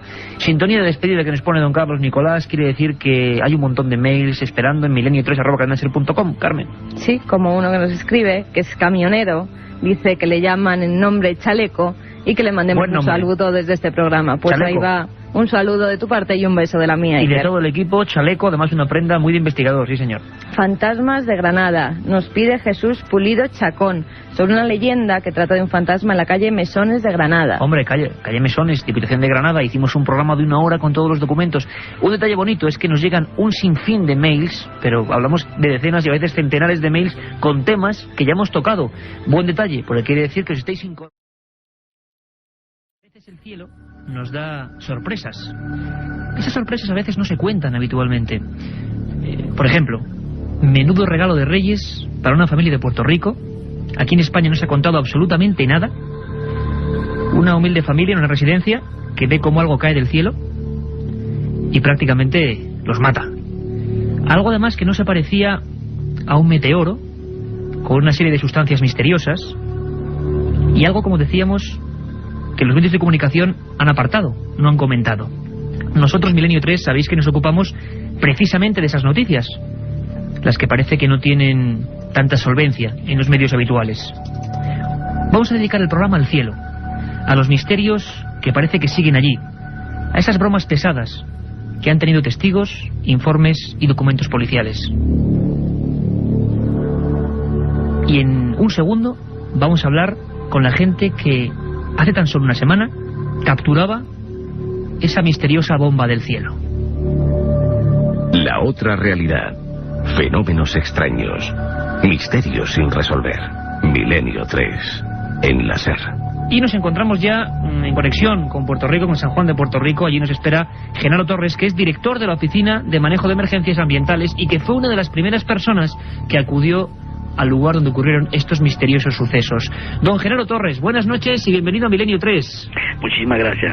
¿Qué ha ocurrido, don Genaro? Parece ser que un gran objeto ha caído dentro de una finca en Puerto Rico y ha causado ciertos problemas, ¿no? Era un objeto parecido a una masa, como una roca caliente. Tenía como unos destellos azules, emitía destellos azules. Y tenía entonces en una de las partes, en una de las esquinas tenía como una sustancia gelatinosa. Nosotros hicimos un muestreo de sonido, utilizando unos equipos electrónicos para detectar compuestos orgánicos volátiles y medir niveles de radiación y no detectamos absolutamente nada. ¿No daba radiación aquel objeto? No. Y esto, don Genaro, cayó, para que en España toda la audiencia de la cadena SER se haga una idea, cayó dentro de una finca particular, incluso generó algún estropicio, ¿no? No, en una residencia, en la parte de frente, en la parte de delante de alguna residencia. Ajá. Y la gente, imagino, según nos ha llegado a nosotros la noticia, quizá haya términos que no se adecúen, parece que incluso los dos testigos principales o la familia a la que pertenece esa zona tuvieron problemas respiratorios porque aquello desprendía un fuerte olor a azufre, decían. Inicialmente, cuando yo entrevisté al dueño de la residencia, el señor Martín Rodríguez, me indicó que él percibió un fuerte olor a azufre, acompañado por la ausencia de aire. Posteriormente ellos revisaron el interior de la residencia para cotejar si había ocurrido algún cortocircuito y no encontraron nada normal. Sabemos que es poco tiempo el que ha transcurrido, pero ¿se tiene alguna hipótesis? ¿Creen ustedes que puede ser algo concreto? ¿A qué se puede deber esta caída de esta especie de masa? Pues la verdad que no sabemos. Nosotros hemos consultado con un sinnúmero de agencias federales y le hemos explicado la situación y entonces estamos en espera de que ellos nos contesten. Nosotros, por otra parte, recolectamos muestras de la sustancia y muestras del terreno donde impactó esa sustancia y la enviamos a un laboratorio, al laboratorio ambiental nuestro. Don Genaro, ¿qué tamaño tendría esta esta lo que sea, este objeto? Tenía aproximadamente 2 pies, como 2 pies por 2 pies. Ajá. O sea, era un objeto relativamente... El tamaño de una bola de baloncesto, más o menos. Ajá, como una bola de baloncesto. ¿Y qué pensaba la gente, las personas que estaban allí? ¿No le daban explicación? ¿Estaban nerviosos? ¿Qué les decían ustedes? Sí, inicialmente estaban nerviosos porque realmente pues ese fuerte olor a azufre, después los destellos azules, la ausencia de aire, ese tipo de cosas, pues una palma adyacente que se habían quemado las hojas, la grama de vegetación quemada. Claro, ellos pensaron pues que era un objeto extraño que había caído del cielo y estaban sumamente preocupados porque incluso cuando ocurrió eso ellos se acercaron a un objeto sin saber qué era. Y en esos casos así, cuando hay una sustancia, un objeto desconocido, pues claro, no se debe acercar. Debe ser tomar precauciones y notificar a las entidades pertinentes. Y ahora mismo, don Genaro Torres, director de la Oficina de Manejo de Emergencias Ambientales en San Juan de Puerto Rico, ¿este objeto dónde está? ¿Se ha trasladado a algún lugar o se ha fraccionado o se han cogido muestras? ¿Dónde está exactamente? El objeto se encuentra aún en el mismo lugar donde impactó. Nosotros aislamos, se le colocó unas barreras alrededor para evitar el acceso de personas que no tienen nada que ver con el objeto. Y entonces estamos en espera, como le indiqué, de recibirle este resultado para entonces determinar qué es lo que se va a hacer finalmente.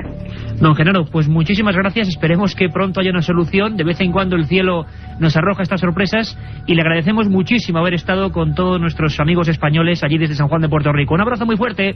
Muchísimas gracias. Milenio 3. Periodismo de lo desconocido. En la SER. Primer día, llegada al hotel y alojamiento. Segundo día, ruinas de Petra y pistas de Nazca. Tercero, Sábana Santa de Turín, pirámides de Egipto. Ninguna agencia te ofrece un viaje como este, lleno de misterio y aventuras. Solo Iker Jiménez te lleva a las fronteras de lo imposible. Un viaje de 150.000 kilómetros que recorre el lado más enigmático y sorprendente de la historia. Fronteras de lo imposible, de Iker Jiménez, publicado por Editorial Edad. Milenio 3, con Iker Jiménez, en la cadena SER. La noticia estaba en el otro lado del mundo y ahí estaba el micrófono de la cadena SER con el trabajo de producción de este equipo. 5 de enero, algo cae del cielo. A lo largo de este siglo, y del pasado, por supuesto, han ocurrido hechos parecidos y a veces sí, luego lo comprobaremos, se tomaba constancia de ellos, incluso a nivel oficial. En España, y seguro que muchos lo recordáis, hace unos 2 años, cuando empezábamos el 2000, pues nos vimos asolados por una extraña lluvia de fragmentos de hielo. A día de hoy todavía no hay una solución concreta para ese fenómeno. Pasa como con muchas cosas, ¿verdad? No nos acordamos ya, pero ocurrió y pasó. Hubo una persona científica, jefe del Laboratorio de Geología Planetaria, Jesús Martínez Frías, que fue el individuo que, además igual mucho lo recordaréis, con una maleta, una especie de nevera, iba a esos lugares, cogía los datos, cogía las muestras y empezaba los estudios. Todavía no han finalizado. Esto es lo que nos recordaba Jesús Martínez Frías sobre aquel misterioso fenómeno. Bueno, en España el principal problema que tuvimos fue que hubo muchísimos fraudes y muchas bromas que desde luego pues desnaturalizaron el fenómeno en sí. Pero bueno, claro, si hay fraudes pues hasta con el Antrax, ¿cómo no lo iba a haber con esto, no? Pero eso no quita para que existieran casos reales como los que nosotros verificamos. De hecho, no es que los hayamos verificado en informe oficial ni institucional, sino que ya forman parte de la literatura científica en las revistas más prestigiosas. Es decir, que nosotros seguimos trabajando en este tema y efectivamente en España se produjeron algunos casos. Nosotros fuimos muy rigurosos y verificamos solamente 6, descartamos aquellos que no tenían todas las garantías. Y el mayor en aquel momento fue uno que cayó quiero recordar, en Chilches, en la zona de Castellón, de aproximadamente 4 kilos. Pero posteriormente nosotros hemos verificado otros. Hasta el momento el mayor verificado caído en España es uno que ha caído precisamente, bueno, ya el año pasado, en enero de 2002, en Soria, de más de 16 kilos.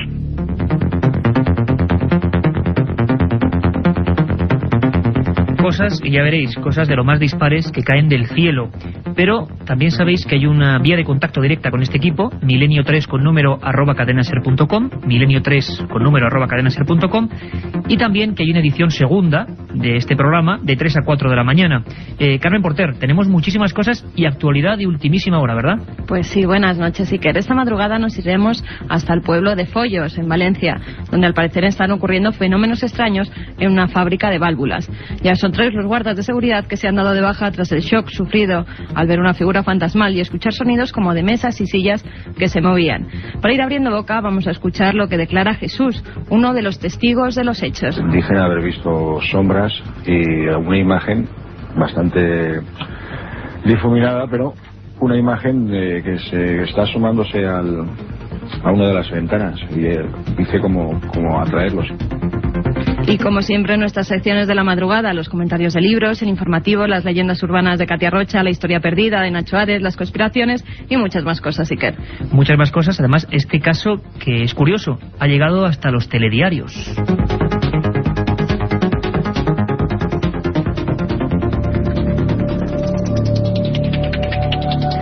Seguro que muchos habéis hecho memoria, objetos que caen del cielo, aquellos aerohielitos que ahora no tienen nombre científico real y que siguen siendo un auténtico enigma. Pero yo he querido poner a trabajar a todo nuestro equipo de corresponsales y colaboradores desde España. Tengo que decir, y esto es muy importante, que cada uno de vosotros que escuchéis este programa podéis ser colaboradores del equipo, podéis informarnos, podéis ejercer de corresponsales. Eso lo ha hecho, por ejemplo, Rubén Martín, un buen amigo que ha pasado la frontera de ser solamente oyente a colaborar, y lo hizo mandándonos toda la información de Valencia, que os repetimos, esta madrugada de 3 a 4, en la segunda edición, vamos a tocar a fondo. Y hemos intentado que mucha gente colabore también en saber qué es lo más raro que ha quedado del cielo en diversas partes de España, por lo menos en los últimos 15 años. Antes sería importante recordar, al menos a nivel mundial, cuáles han sido los casos más casi imposibles, podríamos decir. Hubo un personaje que se llamaba Charles Fort, muy célebre, hizo un libro llamado El libro de los condenados, y allí recogía infinidad de pequeñas noticias de los periódicos de provincias, sobre todo en Inglaterra y en Estados Unidos, que hablaban de casos como el de Puerto Rico, extraños objetos, sustancias no identificadas, y a veces incluso desde el medievo noticias de lluvias de sangre, de lluvias de animales, de peces, por ejemplo, en Galicia hace no mucho tiempo.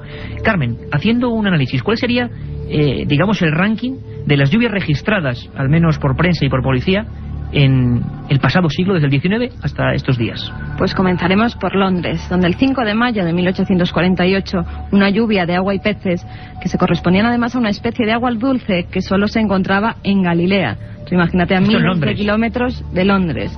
El 14 de febrero de 1870 cayó en Génova, Italia, una sustancia amarilla que cubrió las calles. Según se estimó, la cantidad de esta materia era de aproximadamente 100.000 toneladas. En agosto de 1894, miles de medusas cayeron sobre la ciudad de Bath, en Inglaterra. En el mismo momento, no lejos de ahí, en Wigan, cayó una lluvia de pequeñas ranas. El 21 de julio de 1920, en Oregón, llovieron fragmentos de algo parecido a la porcelana. El 12 de mayo de 1930, en Queensland, en Australia, hubo una lluvia de cangrejos. Muchos animales. Sí. También en enero de 1952, en varias zonas de Burma, en la India, llovió arroz. 2 años más tarde, en 1954, en California, cayeron trozos candentes de hierro fundido. Y así un sinfín de, incluso, carne, sangre, telas de araña. Sí, en Brasil, por ejemplo, carne y sangre. El 27 de agosto de 1968. También de telas de araña, como habían dicho, de flores, de granos de maíz, de sapos e incluso de monedas antiguas en algunas ciudades. Todo esto registrado perfectamente. Y bueno, hay una teoría, que es la de que el aire en algunas tolvaderas consigue elevar, por ejemplo, del mar algunas sustancias y arrojarlas. Pero hay veces que lo que cae del cielo es completamente distinto, completamente enigmático. Hay un caso sensacional. Ocurrió no hace mucho y estoy seguro que nunca habéis oído hablar de él. 7 de julio del 97, muy cerquita de Finisterre, esa Galicia mágica y auténtica que, por desgracia, últimamente es noticia por otras cosas menos amables. Cayó algo inexplicable del cielo y fue testigo todo un buque de procedencia maltesa. Nos lo cuenta nuestro corresponsal allí, Miguel Pedrero. Una tarde, a pleno día, con visibilidad perfecta, mar en calma, pues como bien tú decías, un buque, el Marieta 2, que hacía la ruta Casablanca, Marruecos, a la ciudad de Lorient, en Francia, pues 2 tripulantes de ese buque, un oficial y un marinero, pues de pronto llegan muy asustados, muy excitados, junto al capitán, y le comentan que acaban de ver algo que no tiene explicación, y que ellos dicen que bueno, que lo que han visto es un hombre que caía del cielo, con las piernas y los brazos abiertos, que iba enfundado en un traje verde perfectamente ajustado a su cuerpo y que en la cabeza llevaba una especie de casco o escafandra, ¿no? Este ser pues cae al mar y bueno, y según parece pues se hunden las aguas, ¿no? Repito, hay que tener en cuenta que estamos hablando de que esto sucedía a pleno día, con una visibilidad perfecta y con el mar en calma, ¿no? Y que además este suceso ocurría a unos 60 metros de la posición de estos dos tripulantes del barco. Bueno, entonces acto seguido el capitán decide echar anclas y bueno, y posicionarse, dejar el barco en esa posición para que los equipos de rescate puedan encontrar el cuerpo, ¿no? Porque ya no creían que hubiera un superviviente. Efectivamente hace una llamada, hace el capitán una llamada al Centro de Salvamento Marítimo de Finisterre y el Centro de Salvamento pues moviliza 2 helicópteros, el Pesca 1, el Helimer Galicia, una lancha, la lancha Salvamar Atlántico y el remolcador Ría de Vigo, que llegan a la zona y las primeras noticias que trascienden a la prensa es que no encuentran nada, ¿no?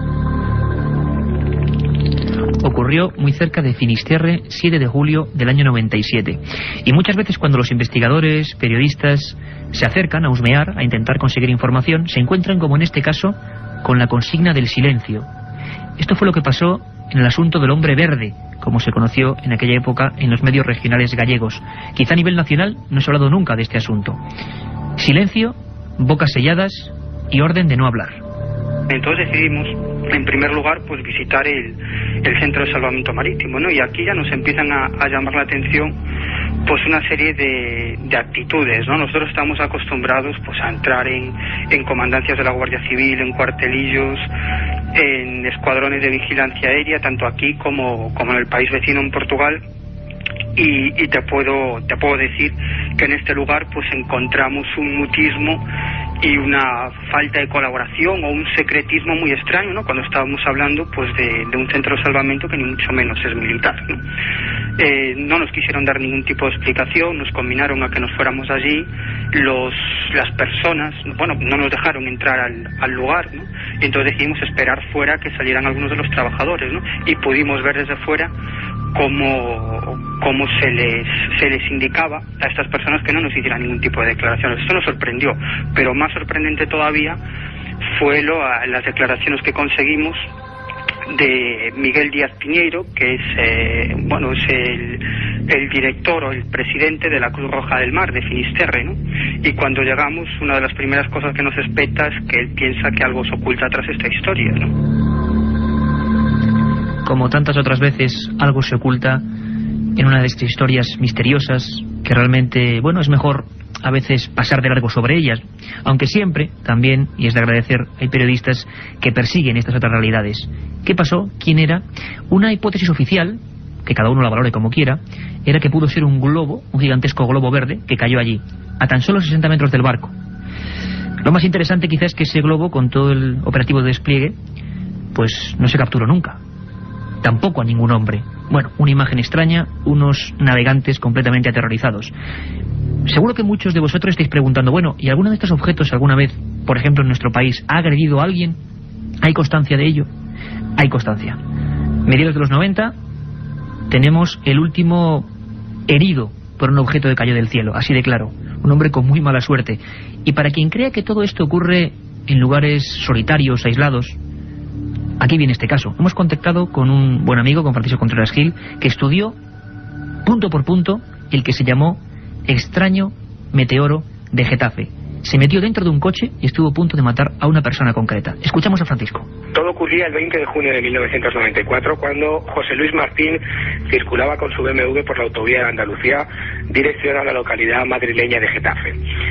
A media tarde, en ese momento, una masa incandescente, un pedrusco, atravesaba el parabrisas del BMW, golpeaba en el volante y en el brazo derecho de José Luis para posteriormente aterrizar, entre comillas, en la parte posterior del vehículo. El caso fue todo un espectáculo, nunca mejor dicho mediático, porque José Luis Martín se convertía en la cuarta persona agredida de forma meteórica, entre comillas, durante el pasado siglo XX, un hecho casi irrepetible. Yo me acuerdo cuando estuve hablando con los técnicos, con el servicio técnico de BMW, el volante quedó completamente destrozado, piloto y uno de los mecánicos, Adrián Cruz, creo recordar, me decía que era prácticamente imposible ni siquiera doblar o destrozar ese volante a base de martillazos. Pero la parte o el gran enigma, la parte enigmática de todo este caso vino posteriormente cuando Jesús Martínez Frías, miembro del CSIC, doctor en geofísica, abrió una investigación para estudiar qué clase de meteorito era. Hasta el día de hoy nadie ha podido, o todavía no se puede conocer con toda rotundidad qué clase de materiales tienen esta roca. La otra realidad. Milenio 3. En la cadena SER. Aparte de gozosos, dolorosos, gloriosos, los misterios de la Iglesia son sorprendentes e inexplicables. La periodista Carmen Porter te ayuda a desvelarlos en Misterios de la Iglesia, una obra que saca a la luz los episodios más impactantes del fenómeno religioso. Exorcismos, apariciones, cuerpos incorruptos, estigmas. Misterios de la Iglesia, de Carmen Porter, publicado por Editorial Edad.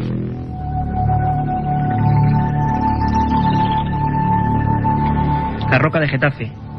Casi 10 años, 8 en concreto, y nadie sabe de qué está compuesta. Ha pasado por todo tipo de universidades, en Canadá, en Francia, en la Universidad de Granada, y todavía los técnicos no se ponen de acuerdo. ¿Qué agredió a José Luis Martín? La verdad es que quizá pues tengan que pasar muchos años hasta poder averiguarlo. Un hombre que cae del cielo, una roca no identificada que casi mata a un pacífico conductor de Getafe.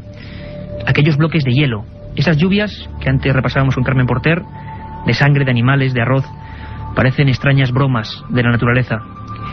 Pero si podemos elegir un caso que ya creo que colma toda la expectativa en cuanto a lo misterioso y a lo insólito, tendríamos que irnos sin duda alguna hasta Santander. En la provincia cántabra, muy cerquita, 35 kilómetros de la ciudad, hay una aldea con muy poquita gente que se llama Las Pilas. Septiembre del año 89. Y volvemos a repetir, estoy convencido de que esta historia no la ha conocido absolutamente nadie. Ahí tenemos un magnífico corresponsal, nuestro compañero Mariano Fernández Urresti. Yo prefiero, es mejor que os lo cuente él. Una siniestra broma, unos campesinos también muy humildes que fueron testigos de lo maquiavélico que puede ser el ser humano, o el culpable era el propio cielo. El escenario de los hechos fue el corral de la casa de unos ganaderos cuyo cabeza de familia, vamos a llamarle tan solo Manuel porque quería mantener el anonimato. Tenía entonces 59 años, su esposa Rosario 56 y la otra testigo de los sucesos fue su nuera María, que tenía 27. Pues caía la tarde y aún, no obstante, hacía calor, estamos todavía en verano. La familia estaba por eso pues en la parte posterior de la casa, cerca de la entrada a las cuadras y no lejos del lugar donde almacenaban la hierba que servía de alimento al ganado. Y súbitamente hubo un viento que a los testigos les pareció extraño en ese instante. Después, una luz apareció y cayó sobre el patio de la casa y luego pareció extinguirse. Y a esa luz siguieron otras más, hasta sumar aproximadamente una media docena. Manuel temió que aquellas chispas incendiaran la hierba destinada a los animales y entonces se apresuró a apagarlas. Pero fue entonces cuando descubrió que no se trataba de nada conocido. En realidad, lo que parecía haber caído del cielo era algo parecido a unos muñecos, en cuyo interior había una luz que se extinguía por sí sola al cabo de unos segundos. Menuda descripción, ¿verdad? Unos muñecos de algo parecido al plástico, color blanquecino y dentro una luz. Como decimos en Milenio 3, esto es imposible, pero al parecer ocurre. Mariano pudo acudir al lugar, recoger algunos de los objetos, se mandó a analizar y empezó ahí una larga investigación que todavía no ha terminado. Yo mismo he podido ver las imágenes de esa especie de muñequito que en número aproximado a los 300 o 400 cayó en esa aldea de Las Pilas. Vamos a hacer un pequeño análisis describiendo punto por punto lo que aquellos asustados campesinos pudieron encontrarse aquel día de septiembre del 89. Cuando Manuel los cogió descubrió que al tacto, sin embargo, eran fríos. La familia no prestó atención a los demás muñecos y conservó tan solo uno de ellos, que ha sido el que pues nosotros hemos podido ver y tener en nuestras manos. Es un objeto de forma antropomorfa, de unos 5 centímetros de altura por 3 centímetros de anchura, y se diría que es la parte superior de un muñeco, por decirlo de algún modo. Sería el tronco, para ser más precisos, porque carece de piernas, y no sabemos si es que nunca tuvo piernas o es que las perdió en la caída desde esa caída de ninguna parte. El color del objeto es similar al de un hueso. Los brazos parten del tronco en línea frontal y uno de ellos se había roto a la altura de lo que podríamos haber denominado el codo. Tiene manos, 5 regordetes dedos al final de las manos y con algo parecido a uñas. La cabeza, en cambio, es bien extraña, es más bien una meseta, una plataforma dura, más dura al tacto que el resto del muñeco, de 1,5 centímetros de diámetro aproximadamente. No hay ojos, ni tampoco orejas, ni una cara que contemplar. Y en el interior del muñeco pues nos encontramos una forma completamente hueca, no hay nada que explique el origen de la luz que emitía. Al tacto es más suave en la parte inferior que en la parte superior, que es más dura y rugosa. Y la familia nos confesó en su momento que las baterías de algunos electrodomésticos se descargaban cuando el muñeco estaba cerca. No se observó ningún otro fenómeno secundario al tacto con este, digamos, objeto o muñeco, llamémoslo así. Y la cuestión es, pues si estamos ante una broma, y si es una broma, ¿de quién? ¿Por qué en una casa en las afueras de un pequeño pueblo? En todo caso, si hubo un bromista, se tomó pues muchas precauciones. En primer lugar, hizo una serie de cosas dignas de mérito. Volar, por ejemplo, sobre una casa a más de 5 metros de altura sin que nadie le viera, sortear un tendido eléctrico que hay en las proximidades y hacerlo con la precisión de un acróbata. Generar un viento extraño, que no sabemos de dónde pudo venir, y además descargar una lluvia de objetos luminosos a los que previamente tuvo que haber construido. ¿Y todo esto para qué? Esa es la cuestión. ¿Y todo esto para qué? Evidentemente, Mariano, historiador de Torrelavega, Cantabria, tiene toda la razón. Sin ningún sentido ocurren cosas y a veces la realidad supera cualquier ficción. Ocurría a 35 kilómetros de Santander, septiembre del 89. Ese pequeño objeto, uno de ellos, el que guardó la familia casi como misterioso recuerdo, fue llevado hasta la Universidad de Bilbao y los análisis dictaminaron que por lo menos no era ningún otro juguete conocido o patentado en España. Entonces, ¿de dónde demonios venía y por qué desde el cielo? Hemos estado en Galicia, en Cantabria, en Madrid. Jesús Martínez Frías del CSIC nos hablaba de aquel objeto de 10 kilos de Soria. Bueno, a veces el cielo, ese misterio grande que está ahí arriba de nuestras cabezas, tiende ese tipo de bromas.